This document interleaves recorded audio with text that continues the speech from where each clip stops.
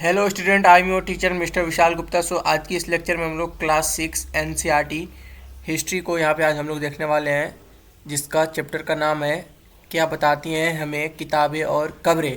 ठीक है, इससे पहले की वीडियो में हमने जियोग्राफी एंड हिस्ट्री का मैंने यहाँ पे प्लेलिस्ट दे दिया, वो डिस्क्रिप्शन बॉक्स में तुम लोग जाकर वहाँ पे क्लास 6 का देख लेना। और अभी फ़िलहाल 6 का ही अपलोड कर रहा हूँ। 6, 7, 8, 9, 10, 11, 12 का एनसीईआरटी एसएसटी सोशल साइंस का मैं यहाँ पे सारा लेक्चर ला दूंगा। ठीक है, एक एक करके सारा लेक्चर मैं यहाँ पे अपलोड कर दूंगा। तुम लोग अगर यूपीएससी और एसएससी सीजीएल जो मतलब जिस भी तुम कंपटीशन का तैयारी कर रहे होगे, उसमें एनसीईआरटी मस्ट होता है। उसमें तुम्हारा एकदम एनसीईआरटी से 40 से 50% और यूपीएससी वाले बच्चों के लिए तो इसमें एकदम 100 में 100% तुम्हारा यहाँ पे एनसीईआरटी से ही क्वेश्चन ज़्यादा रहता है। इसलिए एनसीईआरटी को मिस नहीं करना है। ठीक है, तुम चुपचाप ध्यान से एकदम सुनो। ठीक है, एकदम ध्यान से बस सुनना है तुमको और समझना है। यहाँ पे मैं तुम लोग को इस लेक्चर में सिर्फ समझाऊंगा, अच्छे तरीक़े से मैं पढ़ के सुनाऊंगा।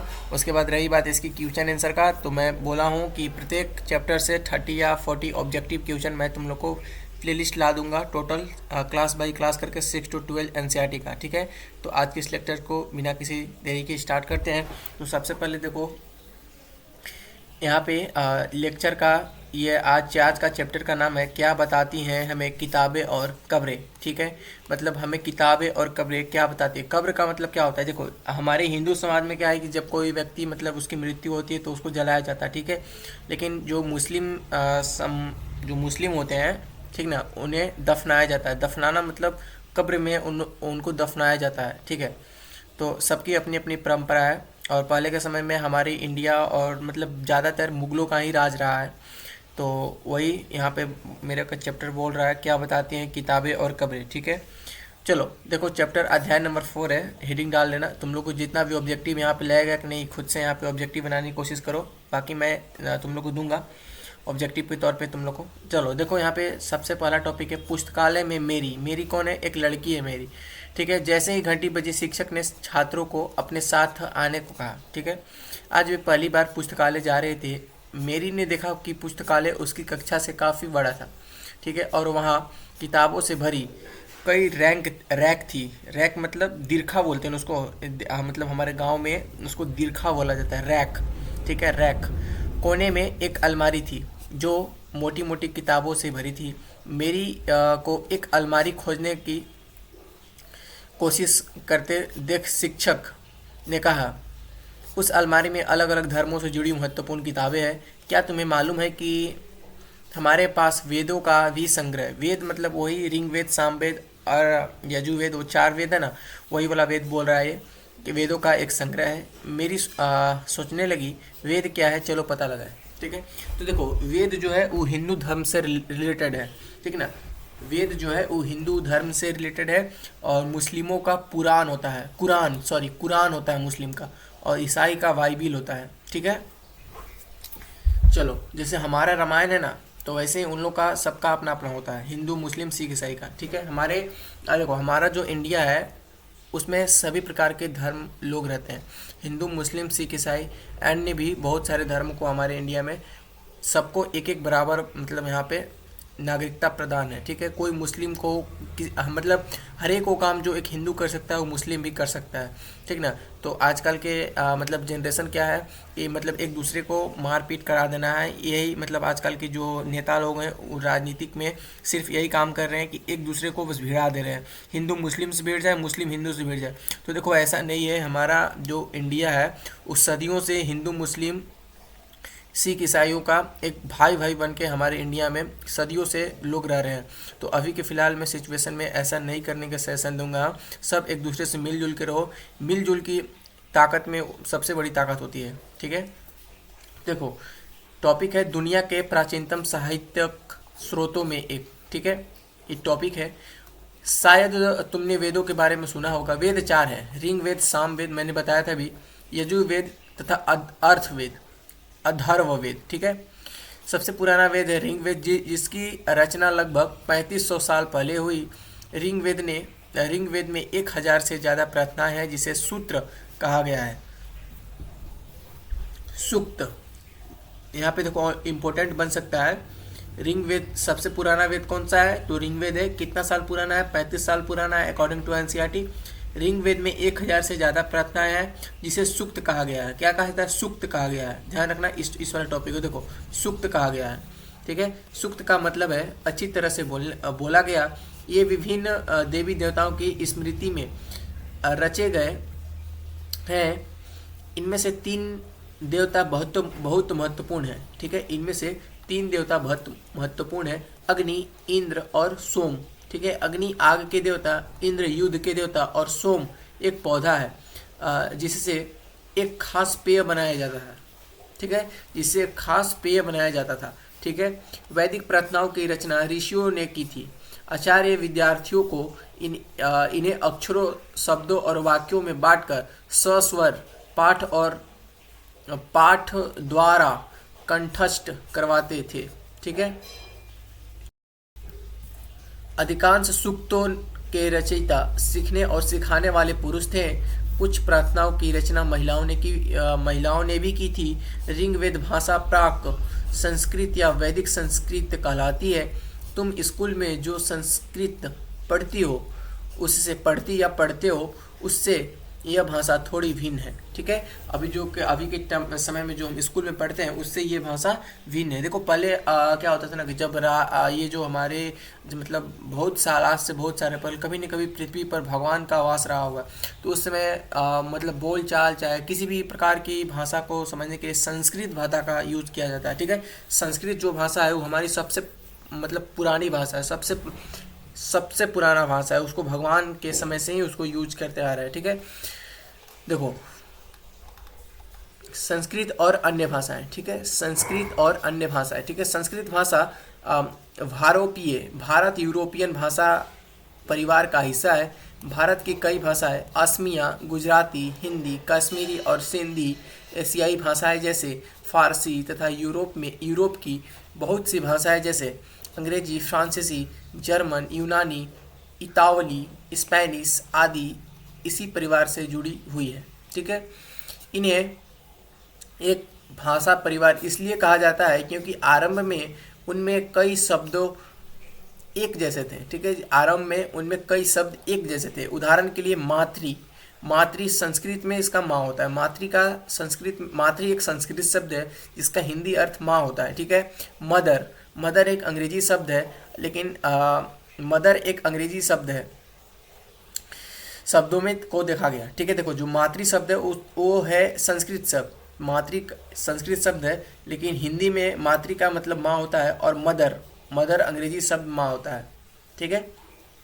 शब्द आगे देखो इसमें क्या है, क्या तुमने इनके बारे में कोई समानता नजर आती है? उपमहाद्वीपों में दूसरी भाषा परिवारों की भी भाषाएं बोली जाती है।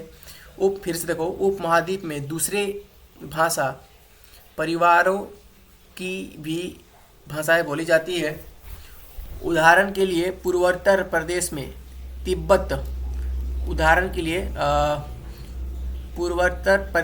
तिब्बत वर्मा परिवार की भाषाएं बोली जाती है। तमिल, तेलुगु, कन्नड़ और मलयालम द्रविड़ भाषा परिवार की भाषाएं हैं, जबकि झारखंड और मध्य भारत के कई हिस्सों में बोली जाने वाली भाषाएं ऑस्ट्रो एशियाटिक परिवार से जुड़ी हुई है, ठीक है। इसमें मतलब बताया है कि पिछले मतलब पुराने समय में कौन से भाषा किस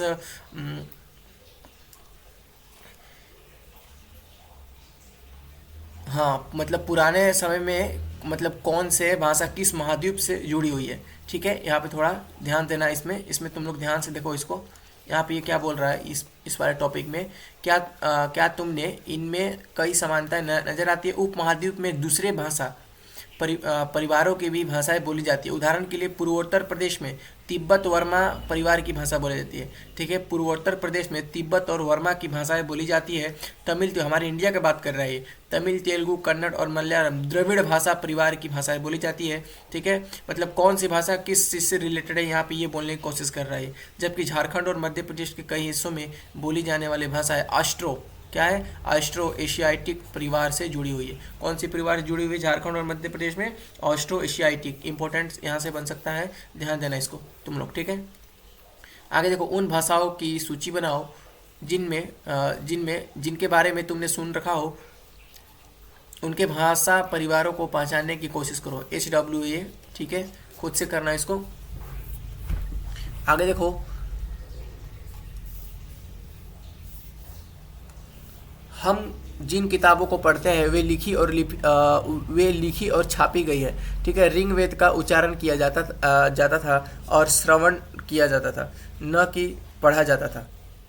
रचना के कई सदियों बाद इसे पहली बार लिखा गया। इसे छापने का काम तो मुश्किल से 200 साल पहले हुआ, ठीक है। इसे छापने का मुश्किल से 200 साल पहले हुआ था, ठीक है। इतिहासकार ऋग्वेद का अध्ययन कैसे करते थे? टॉपिक है इतिहासकार ऋग्वेद का अध्ययन कैसे करते थे, ठीक है। तो इतिहासकार पुरातत्ववेत्ताओं की तरह ही अतीत के बारे में जानकारी इकट्ठी करते थे, लेकिन भौतिक अवशेषों के अलावा वे लिखित स्रोतों का भी उपयोग करते थे। चलो देखते हैं कि ऋग्वेद का अध्ययन कैसे करते हैं। ऋग्वेद के लिए कुछ सूक्त वार्तालाप के रूप में है। विश्वामित्र नामक ऋषि और देवियों के रूप में पूजित दो नदियां व्यास और सतलुज के बीच यह संवाद मतलब बातचीत होता है, एक ऐसे ही सूक्त का अंश है, ठीक है। यहाँ पे बोल रखा है इन दोनों नदियों को मानचित्र 1 पृष्ठ 2 में खोजे तथा पढ़े। देखो यहाँ पे ऋग्वेद का यहाँ पे कुछ भाषा है, ठीक ना, मतलब पांडुलिपि का जो पन्ना था एक देखो कुछ ऐसा भाषा होता था ऋग्वेद का, ठीक ना। देख लो ध्यान से, देखो क्या बोल रहे हैं यहाँ पे, ऋग्वेद की पांडुलिपि एक पन्ना, यहाँ पे ये ऋग्वेद का एक पन्ना है, ठीक है। क्या है? ऋग्वेद का तुम्हारा एक पन्ना है ये, ठीक है। यहाँ पे बोल रहा है भूर्ज वृक्ष की छाल पर लिखी यह पांडुलिपि। कौन सी? भूर्ज वृक्ष की छाल पर ये लिखी हुई है पांडुलिपि, ठीक है। ध्यान रखना कौन से वृक्ष है? भूर्ज वृक्ष की छाल पर यह पांडुलिपि कश्मीर में पाई गई थी। लगभग 150 साल पहले ऋग्वेद को सबसे पहली बार छापने के लिए इसका उपयोग किया गया था। इसी पांडुलिपि को देखकर अंग्रेजी अनुवाद तैयार हुआ। यह पांडुलिपि पुणे महाराष्ट्र के एक पुस्तकालय में सुरक्षित है। यह पांडुलिपि कहाँ है? पुणे महाराष्ट्र के एक पुस्तकालय में सुरक्षित है। यहाँ से लेके यहाँ तक टोटल टॉपिक इसमें इंपॉर्टेंट है। ध्यान से देखो कहाँ इंपॉर्टेंट है। ऋग्वेद की पांडुलिपि का एक पन्ना है। ऋग्वेद किसकी लिपि का एक पन्ना है? तो कौन सी लिपि के पन्ना है? तो पांडुलिपि की एक पन्ना है। एक क्वेश्चन बना। दूसरा है भोर्ज वृक्ष की छाल पर यह पांडुलिपि कश्मीर में पाई गई थी। कौन सी वृक्ष की छाल पर यह पांडुलिपि लिखी गई थी? तो भोर्ज वृक्ष की छाल पे। यह भोर्ज वृक्ष जो है वो ज़्यादातर कहाँ पाया जाता है? तो कश्मीर में पाया जाता है। लगभग 150 साल पहले ऋग्वेद सबसे पहली बार छापने का उपयोग किया था, ठीक है। 150 साल पहले ऋग्वेद की छपाई हुई थी, ठीक है। तो इसमें बहुत सारा इंपॉर्टेंट है, इसको देख लेना।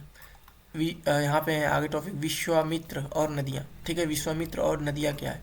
तो देखो विश्वामित्र यहाँ पे टॉपिक है। हे नदियाँ, अपने बछड़ों को चाटती हुई 2 दमकाती गायों की तरह 2 फुर्तीले घोड़ों की चाल से पहाड़ों के नीचे आओ। इंद्र द्वारा दी गई शक्ति से स्फूर्त तुम रथों की गति में सागर की ओर बह रही हो। तुम जल के परिपूर्ण हो और एक दूसरे से मिल जाना चाहती हो, ठीक है। ये विश्वामित्र के लिए है। नदिया के लिए क्या है? जल से परिपूर्ण हम देवताओं के बनाए रास्ते पर चलती हैं। एक बार निकलने पर हमें रोका नहीं जा सकता है। हे ऋषि, तुम हमसे प्रार्थना क्यों कर रहे हो? ठीक है, नदियाँ ये ऐसा मतलब बोल रही हैं, ठीक है। विश्वामित्र फिर से बोल रहा है, हे बहनों, मुझ गायक की प्रार्थना सुनो। मैं रथों और गाड़ियों सहित बहुत दूर से आया हूँ। कृपया करके अपने जल को हमारे रथों और गाड़ियों की धुरियों के ऊपर न उठाओ ताकि हम आसानी से उस पार जा सके। तो नदियाँ क्या बोल रही हैं? हम तुम्हारी प्रार्थना सुनेंगे जिससे तुम सब सुरक्षित उस पार जा सकोगे, ठीक है। देखो इतिहासकार यह बताते हैं कि यह प्रार्थना उस क्षेत्र में रची गई हो, ठीक है। जो ये भी प्रार्थना है विश्वामित्र और नदिया की, यहाँ पे इतिहासकार का क्या कहना है कि यह प्रार्थना उस क्षेत्र में रची गई होगी जहाँ ये नदियाँ बहती हैं। वे यह भी सुझाते हैं कि जिस समाज में ऋषि रहते थे वहाँ घोड़ों और गायों को बहुत महत्व दिया जाता था। हमारे हिंदू धर्म में गाय को माता माना जाता है, ठीक है। तो सदियों से ही गाय का यहाँ पे पशु मतलब पालन होते आया है ऋषि के जमाने से, ठीक है। इसलिए नदियों की तुलना घोड़ों और गायों से की गई है। ठीक है, नदियों की तुलना घोड़ों और गायों से की गई है। देखो बाबू, एक चीज़ मैं तुम लोग को बता दे रहा हूँ। तुम लोग अगर सोच रहे होगे कि मतलब ये सब पढ़ के क्या फ़ायदा है, ठीक है, यही सोच रहे होगे ना, कभी किसी के माइंड में होता होगा कि भाई इतना मैंने पढ़ लिया, अभी तो कुछ नहीं हुआ। देखो बाबू, एक चीज़ हमेशा ध्यान रखना, प्रकृति किसी का मेहनत कभी बेकार नहीं जाने देती है, ठीक ना। ये जो नेचर है ना, तुम अगर लाइफ टाइम अगर मेहनत किए हो हमेशा की, तुम कभी ना कभी सक्सेस हो जाओगे, इसका गारंटी है। क्योंकि नेचर किसी के साथ, देखो, भगवान जो सबको बनाया है ना, वो कुछ सोच समझ के बनाया। हर पर्सन एक यूनिक है, अपने आप में वो यूनिक है, ठीक ना। हर एक पर्सन अपने आप में यूनिक है। इसलिए मैं बार बार बोलता हूँ, पढ़ो पढ़ो पढ़ो, उसके अलावा कोई चारा आप लोग के पास नहीं है, ठीक ना। जब तक नहीं पढ़ोगे तब तक सक्सेस ही नहीं होगे तुम लोग, ठीक है। इसलिए मिडिल क्लास फैमिली का सबसे पहला चॉइस होता है पढ़ाई करा। वो सिर्फ पढ़ाई कर सकता है, ठीक ना, उसमें वो करके आगे हर मतलब हर क्षेत्र में अपना मुकाम हासिल कर सकता है। इसलिए पढ़ो, मेहनत कभी बेकार नहीं जाता है, ठीक है। कभी न कभी तुमको किसी न किसी रूप में सक्सेस मिल जाएगा। आज पढ़ रहे हो, क्या पता अगला साल तुम्हारा जॉब हो जाए, 2 साल बाद जॉब हो जाए, लेकिन होगा भाई। एकदम टेंशन अपने आप पर बिलीव करो कि नहीं, हम ये कर सकते हैं। अगर वो ये चीज़ जिस दिन तुम सोच ली, उस दिन तुम सच में रच जाओगे, ठीक है। तो आगे देखो इसमें क्या है। यहाँ पे एक क्वेश्चन की तरह बोल रहा है, क्या तुम्हें लगता है कि रथ भी महत्वपूर्ण थे? अपने जवाब के लिए कारण बताओ। प्रार्थना की पंक्तियों को दोबारा पढ़कर यह बताओ कि उनके परिवहन के लिए किन किन साधनों का उल्लेख है। नोट्स में तुम लोग लिख लेना, ठीक है। नोट्स में इसको बनाना होगा ना, तो उसको तुम लोग यहाँ पे लिखना। देखो मेरे ख्याल से क्या तुम्हें लगता है कि रथ महत्वपूर्ण? देखो रथ क्या था कि अभी के टाइम में ना ये मारुति सुजुकी, होंडा और भी मर्सिडीज, ये सब कार आ गया। लेकिन पहले के समय में जो राजा महाराजा थे वो रथ का ही यूज करते थे, और रथ को आगे खींचने वाला घोड़ा होता था। तुम रामायण में भी देखे होगे, जो युद्ध होता है उसमें रथ आगे लगा होता है और ये तुम्हारा घोड़ा पीछे, सॉरी, घोड़ा आगे होता है और रथ पीछे होता है, जिसमें उस पर वीर योद्धा लोग चढ़ के अपना युद्ध करते हैं, ठीक है। इसमें देखो क्या लिखा है, ऋग्वेद की प्रार्थनाओं में अन्य दूसरी नदियाँ खासकर सरस्वती, सिंधु और उसकी सहायक नदियों का भी जिक्र है। गंगा और यमुना का उल्लेख सिर्फ एक बार हुआ है, ठीक है। गंगा और यमुना का उल्लेख सिर्फ एक बार हुआ है। मानचित्र 1 को देखो, ऐसी 5 नदियों को सूची बनाओ जिनके नाम ऋग्वेद में नहीं है, ठीक है। ये तुमको नेट पर ऐसे गूगल पे सर्च करना कि ऐसी 5 नदियाँ का नाम कौन कौन से हैं जो ऋग्वेद में नहीं है, ठीक ना। आगे देखो, मवेशी, घोड़ों और रथ। यहाँ पे टॉपिक है मवेशी, घोड़ों और रथ। ऋग्वेद में मवेशियों, बच्चों, खासकर पुत्रों और घोड़ों की प्राप्ति के लिए अनेक प्रार्थनाएं हैं, ठीक है। घोड़ों को लड़ाई में रथ खींचने के काम में लाया जाता था। इन लड़ाइयों में मवेशी जीत कर लाए जाते थे। लड़ाइयाँ वैसे ज़मीन के लिए भी लड़ी जाती थी जहाँ अच्छे चारागाह हो, जहाँ पर जौ जैसी जल्दी तैयार हो जाने वाली फसलों का उपा उपजाया जा सकता है। कुछ लड़ाइयाँ पानी के स्रोतों और लोगों की बंदी बनाने के लिए भी लड़ी जाती थी, ठीक है। युद्ध में जीते गए धन का कुछ भाग सरदार रख लेते थे तथा कुछ हिस्सा पुरोहित, पुरोहित मतलब पंडित, कुछ हिस्सा पुरोहित को दे दिया जाता था। शेष धन आम लोगों में बांट दिया जाता था। जैसे जो जितना मतलब लेने के बाद जो धन बचता था वो सब गरीबों में डोनेट कर दिया जाता था, उसको बांट दिया जाता था, ठीक है। कुछ धन यज्ञ करने के लिए भी प्रयुक्त होता था। यज्ञ की आग में आहुति दी जाती थी, ठीक है। ये आहुतियाँ देवी देवताओं को दी जाती थी। घी, अनाज और कभी कभी जानवरों को भी आहुति दी जाती थी, ठीक है। आगे देखो, अधिकांश पुरुष इन युद्धों में भाग लेते थे। अधिकांश पुरुष जो है इन युद्धों में भाग लिया करते थे। कोई अस्थायी सेना नहीं होती थी, लेकिन लोग सभाओं में मिलते जुलते थे और युद्ध व शांति के विषय में सलाह मशविरा, ठीक है। सलाह मशविरा मतलब सलाह देना होता है। इसके दोनों का मतलब सलाह देना, मतलब किसी का हेल्प करना करते थे, ठीक है। यहाँ ये ऐसे लोगों को अपना सरदार चुनते थे जो बहादुर और कुशल योद्धा हो, ठीक है। ये सरदार वैसे लोगों को चुनते थे जो तुम्हारा मतलब बहादुर, मतलब जो कोई ना कोई युद्ध को जीत चुका है, मतलब जो अपने माइंड सेट से ही वो बहादुर हो, मतलब सब जितना भी प्रजा लोग हो उसका बात को मानता हो, उसको समझता हो, ठीक है। तो ऐसे लोग को ही चुनते, ऐसे सरदार चुनते थे जो बहादुर और कुशल योद्धा हो, ठीक है। आगे देखो, यहाँ पे इंपॉर्टेंट टॉपिक है लोगों की विशेषता बताने वाले शब्द। इंपॉर्टेंट है भाई इसमें, ठीक है। लोगों की विशेषता बताने वाले शब्द। लोगों का वर्गीकरण काम, भाषा, परिवार या समुदाय, निवास स्थान या सांस्कृतिक परंपराओं के आधार पर किया जाता है। ऋग्वेद यहाँ पे ऋग्वेद में लोगों की विशेषता बताने वाले कुछ शब्दों को देखो, ठीक है। ऐसे दो समूह हैं जिनका वर्गीकरण काम के आधार पर किया गया है, ठीक है। पुरोहित, जिन्हें कभी कभी ब्राह्मण कहा जाता था, तरह तरह के यज्ञ और अनुष्ठान करते थे। दूसरे लोग राजा, ठीक है, दूसरे लोग थे राजा। ये राजा वैसे नहीं थे जिनके बारे में तुम बाद में पढ़ोगे, ठीक है। ये न तो बड़ी राजधानियाँ और महलों में रहते थे, न इनके पास सेना थी, न ही ये कर वसूलते थे। प्रायः राजा की मृत्यु के बाद उनका बेटा अपना ही शासक नहीं बन जाता था, ठीक है। यहाँ पे क्या बोल रहा है, प्रायः राजा के मृत्यु के बाद उसका बेटा अपने आप ही शासक नहीं बन जाता था। ये बात सही है, ठीक है। जो उसका मंत्री होता था वो निर्णय करेगा कि उसका मतलब अगला राजा कौन बने। सपोज करो कि जैसे कोई एक राजा है, ठीक है। यहाँ पे कोई एक ये राजा है, ठीक है, इसका दो पुत्र हुआ, ठीक ना। तो ये दोनों पुत्र राज्य थोड़ी संभाल सकता, कोई एक ही नहीं संभालेगा। तो ये मंत्री डिसाइड करता, ठीक है, कि कौन से मतलब जो वीर जो मतलब हर तरह से संपन्न रहता, जो युद्ध भी करता और जो मतलब प्रजा को देखभाल कर सकता था, उसी को ही राजा चुना जाता था, ठीक है। तो ये गलत फहमी नहीं है कि दो बेटा है तो उसका मतलब वो दो ही राजा बनेगा, ठीक है। जो मतलब जिसमें उसमें गुण देखा जाता कि कौन मतलब युद्ध करने लायक है, कौन आगे राज्य को चला सकता है कुशल ढंग से, तो उसी को ही राज्य सौंपा जाता था, ठीक है। तो यही पे ये बोल रहा है, ठीक ना। आगे देखो, पिछले अनुभाग को एक बार फिर से पढ़ो, यह पता लगाने की कोशिश करो कि राजा क्या करते थे, ठीक है। यहाँ पे होमवर्क के तौर पे इसको ले लो। आगे देखो, इसी में जनता या पूरे समुदाय के लिए दो शब्दों का इस्तेमाल होता था। एक था जन, जिसका प्रयोग हिंदी व अन्य भाषाओं में आज भी होता है। दूसरा था विश्व, ठीक है। पहला था जन, दूसरा था विष, जिससे वैसे शब्द निकलता था। इस विषय पर तुम अध्याय 5 में विस्तार से पढ़ोगे, ठीक है। पढ़ोगी, ठीक है, पढ़ोगे नहीं, पढ़ोगी। देख रहे हो यहाँ पे भी मतलब लड़कों लोग का मतलब क्या ही बोले यार, मतलब लड़के लोगों को हर जगह से नीचा दिखाया जाता है। पढ़ोगी, पढ़ोगे, पढ़ोगी दिया है, पढ़ोगे नहीं दे सकता था। चलो कोई नहीं, बेटी बचाओ बेटी पढ़ाओ, और बेटा बड़ा होके खूब कमाओ। यही होता है ना, बेटी बचाओ बेटी पढ़ाओ और बेटा बड़ा होके खूब कमाओ, एकदम बढ़िया है।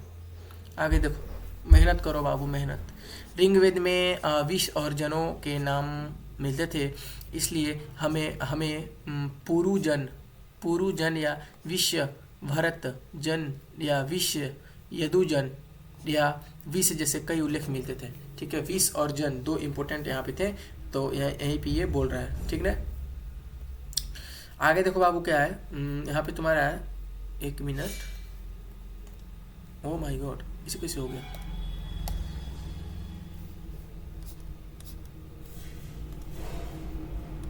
यहाँ देखो थोड़ा प्रॉब्लम हो गया था पेन में। देखो, तुम इनमें से कोई नाम जाना पहचाना लगता है, तुम्हें इनमें से कोई नाम जाना पहचाना लगता है। देखो यू जन और बीस इसकी बात कर रहा है ये, टोटल इसकी, ठीक है। आगे देखो, जिन लोगों ने इन प्रार्थनाओं की रचना कि वे कभी कभी खुद को आर्य कहते थे। जिन लोगों ने इन प्रार्थनाओं की रचना की वो कभी कभी खुद को क्या कहते थे, आर्य कहते थे। क्या कहते थे खुद को, आर्य, ठीक है। ये शब्द याद रखना, आर्य को याद रखना। तथा अपने विरोधियों को दास या दस्यु कहते थे, अपने विरोधियों को दास या दस्यु कहते थे और खुद को आर्य कहते थे। दस्यु भी वे लोग थे जो यज्ञ नहीं करते थे और शायद अपनी दूसरी भाषाएं बोलते थे। वे बाद के समय में दास स्त्रीलिंग दासी शब्द का मतलब गुलाम हो गया। दास वे स्त्री और पुरुष होते थे जिन्हें युद्ध में बंदी बनाया जाता था, उन्हें उनके मालिक की जायदाद माना जाता था, ठीक है। जो भी काम मालिक चाहते थे उन्हें वह सब करना पड़ता था। देखो, दास का मतलब दास है, दासी का मतलब क्या होगा, जैसे कोई राजा महाराजा युद्ध करने जब जाते थे तो वहाँ पे जो बंदी बनता था उन्हें मतलब जो राजा उनको जीता है उनका काम करना पड़ता था, ठीक है। वो अपने तरीके से नहीं जी सकते थे, वो राजा जो कहता उनको करना पड़ता, मतलब दास का मतलब यही होता है, ठीक है। यहाँ पे बोल रहे हैं आगे, जिन युग में उपमहाद्वीपों के उत्तर पश्चिम में ऋग्वेद की रचना हो रही थी, उसी समय दूसरी जगहों पर एक अलग तरह का विकास हो रहा था। देखो वहाँ क्या हो रहा था, ठीक है, वहाँ पे क्या हो रहा था। आगे देखो, इसमें है खामोशी, टॉपिक है खामोश प्रहरी, कहानी महापाषाणों की। टॉपिक है खामोश प्रहरी, कहानी महापाषाणों की। ठीक है, अगले पृष्ठ के चित्र में देखो, ये शिलाखंड महापाषाण, महापाषाण का हिंदी यहाँ पे क्या बोला, बड़ा पाषाण, पाषाण का मतलब पत्थर होता है, ठीक ना, नाम से जाने जाते हैं। ये पत्थर दफन करने की जगह पर लोगों द्वारा बड़े करीने से लगाए गए थे। महापाषाण कब्रें बनाने की प्रथा लगभग 3000 साल पहले शुरू हुई। यह प्रथा दक्षिण भारत, उत्तर पूर्वी भारत और कश्मीर में प्रचलित थी। ठीक है, कुछ महत्वपूर्ण महापाषाण पूरा स्थल मानचित्र 2 में दिखाए गए हैं। कुछ महापाषाण जमीन के ऊपर ही दिख जाते हैं। ठीक है, कुछ महापाषाण जमीन के भीतर ही भी दिख जाते हैं। आराम से एकदम बस सुनते रहो। ठीक है, एकदम सुनो, याद तुम लोग को यहाँ पे 20% तुम लोग ऐसे ही सीख जाओगे। 1 मिनट यार, इस काम नहीं करना है ये। हाँ अभी देखो,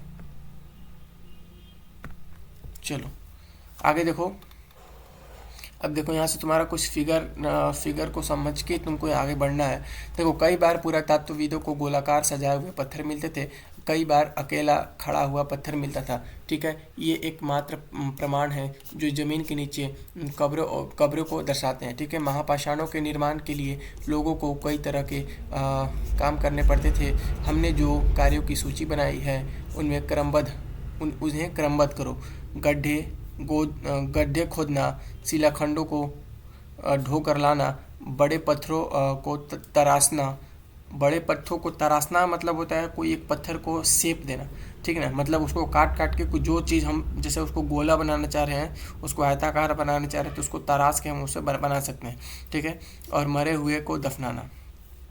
ठीक है, इन सब कब्रों में कुछ असमानताएं थी। सामान्यतः मृतकों को खास किस्म की मिट्टी के बर्तन के साथ दफनाया जाता था, जिन्हें काले लाल मिट्टी के बर्तनों, ब्लैक एंड रेड वेयर, इसको इंग्लिश में बोलते हैं, के नाम से जाना जाता है।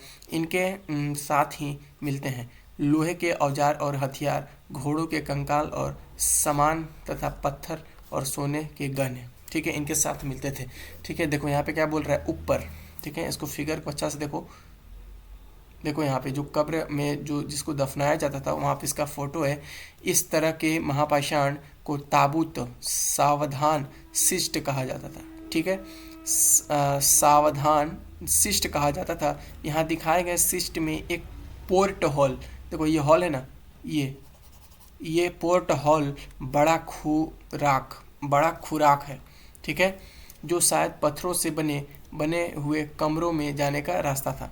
ठीक है, जो मतलब पत्थरों से बने हुए कमरों में जाने का रास्ता था। ये देखो, पत्थरों से बने कमरे में जाने का इधर से रास्ता हुआ करता था।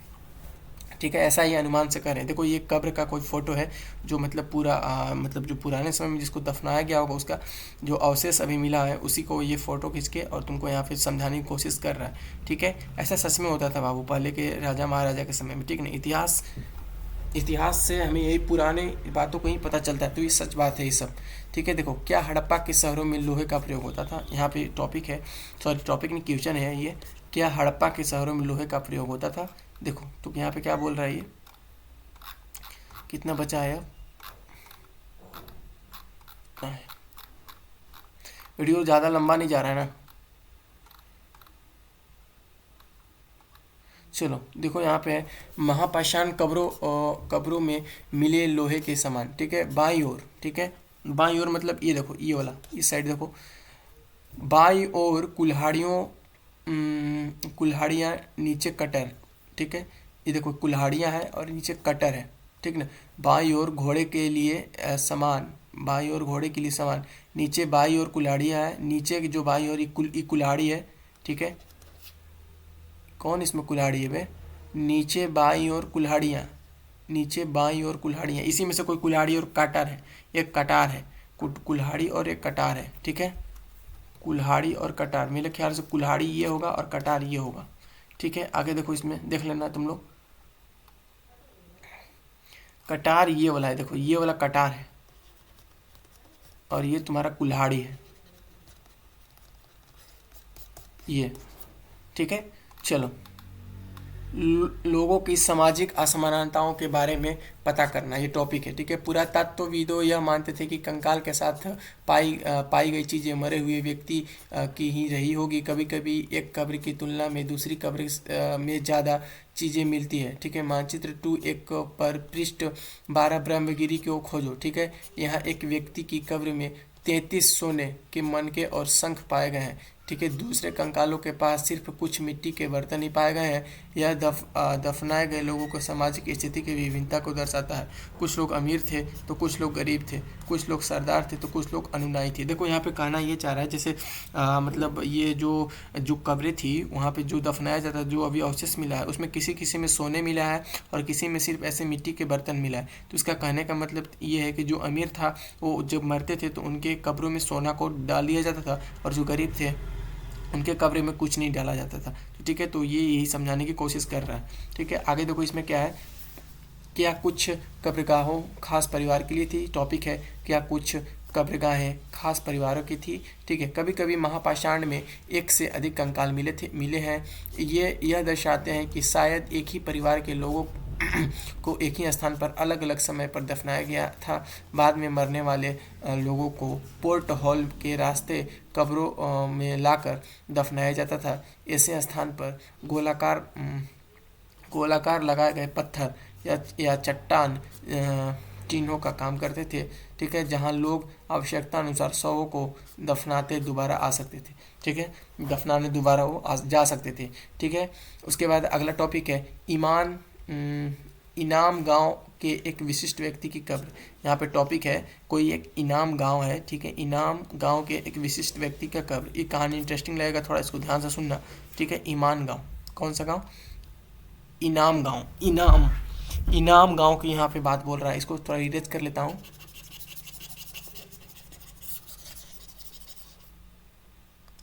चलो देखो, मानचित्र 2 में पृष्ठ 12। ठीक है, मानचित्र 2 का पृष्ठ 12, इनाम गांव को खोजो। ठीक है, यह भीमा की सहायक नदियाँ घोड़ के किनारे। ठीक है, कहाँ? घोड़ के किनारे एक जगह है। कौन जगह है? इनाम गांव। ठीक है, इस जगह पर 3600 से 2700 साल पहले लोग रहते थे। यहाँ वयस्क लोगों को प्रायः गड्ढे में सीधा लिटाकर दफनाया जाता था। उनका सिर उत्तर की ओर होता था और कई बार उन्हें घर के अंदर ही दफनाया जाता था। ऐसे बर्तन जिनमें शायद खाना और पानी हो दफनाए गए शव के पास रख दिए जाते थे। ठीक है, और इसका आगे क्या बोल रहा है, एक आदमी को 5 कमरों वाले मकान के आंगन में 4 पैरों वाले मिट्टी के एक बड़े संदूक मतलब बक्सा, ठीक है, बॉक्स संदूक में दफनाया गया था। बस्ती के बीच में बसाया घर के सबसे बड़े घरों में एक था। ठीक है, इस घर में एक अनाज का भी गोदाम था। 100 के पैर मुड़े हुए थे। ठीक है, 100 के पैर मुड़े हुए थे। यहाँ पे ये इनाम गांव के विशिष्ट व्यक्ति की कब्र की बात ये बोल रहा था। ठीक है, इसको ध्यान से तुम लोग कर लेना, पढ़ लेना ध्यान से। ठीक है, आगे देखो, आगे है तुम्हारा यहाँ पे इनाम गांव के लोगों के काम धंधे। ठीक है, इनाम गांव के लोगों के काम धंधे। ठीक है, इसका ये तुम याद रखना कि ईमान गांव जो है वो कहाँ पे है। ठीक है, अभी जो पिछले वाले टॉपिक पढ़े ना, इसमें देखो, इसमें भी पढ़े थे ना, इसमें तुम लोग को सब लिखा हुआ है, इसलिए मैं बोल रहा हूँ उसको फिर से पढ़ना तुम लोग। ठीक है, इनाम गांव वाला कहानी।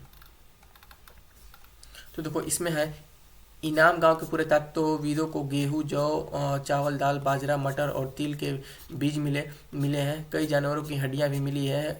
कई हड्डियों पर काटने के निशान से यह अंदाज़ा होता है कि लोग इन्हें खाते होंगे। गाय, बैल, भैंस, बकरी, भेड़, कुत्ता, घोड़ा, गधा, सुअर, सांबर, चित्तकबरा, ठीक है, चित्तकबरा, हिरन, कृष्ण मृग, खरहा, नेवला, चिड़िया, घड़ियाल, कछुआ, मतलब जंगल में रहने वाले मैक्सिमम सभी जानवर। ठीक है, मतलब बड़े बड़े जानवर को छोड़कर छोटे छोटे जानवर को ही सब खाते थे। कछुआ, केकड़ा और मछली हड्डियाँ भी पाई गई हैं। ठीक है, ऐसे साक्ष्य मिले हैं कि बेर, आंवला, जामुन, खजूर और कई तरह की रस भरियाँ एकत्र की जाती थी। ठीक है, देखो अब यहाँ से तुम्हारा एक्सरसाइज स्टार्ट हो जाता है। तो ठीक है, एक्सरसाइज को छोड़ना नहीं है बाबू। यहाँ पे देखो तो कुछ महत्वपूर्ण तिथियाँ हैं, इसको याद रखना, इसको नोट्स में कर लेना, मैं यहाँ पे करा दे रहा हूँ। देखो, वेदों की संरचना का आरंभ लगभग 3500 साल पहले हुआ। महापाषाणों के निर्माणों की शुरुआत लगभग 3000 साल पहले हुआ। ठीक है, ईमान गाँव में कृषकों का निवास 3600 से 2700 साल पहले हुआ। ठीक है, चरक लगभग 200 साल पहले। ठीक है, यहाँ पे तुम लोग इसको एक जो एक्सरसाइज है उसको नहीं छोड़ना है। ठीक है, तो आज के इस लेक्चर में अगर तुम लोग को थोड़ा सा पसंद आया होगा तो चैनल को सब्सक्राइब करना, सपोर्ट करना। ऐसे ही हमारे चैनल से जुड़े रहो। 6 to 12 का टोटल NCERT यहाँ पे तुम लोग को मिलेगा। अगर तुम लोग छोटे भाई बहन हो जो कि क्लास 10th 11th और 12th में अगर पढ़ते होंगे तो उनके लिए भी यहाँ पे वीडियो आ जाता है। हमारा चैनल पर जाके एक बार प्लेलिस्ट चेक कर लेना, सब चीज़ वहाँ पे मिल जाएगा। ठीक है, तो बेटा आज की इस वीडियो में ही तक, पसंद आया तो लाइक करना, सब्सक्राइब करना, समझने की कोशिश करो। और रही बात इसकी ऑब्जेक्टिव की, तो मैं ऑब्जेक्टिव दे दूंगा। ठीक है, प्लेलिस्ट उसका भी मिल जाएगा। ठीक है, आज की इस वीडियो में ही तक, मिलते हैं नेक्स्ट वीडियो में। धन्यवाद।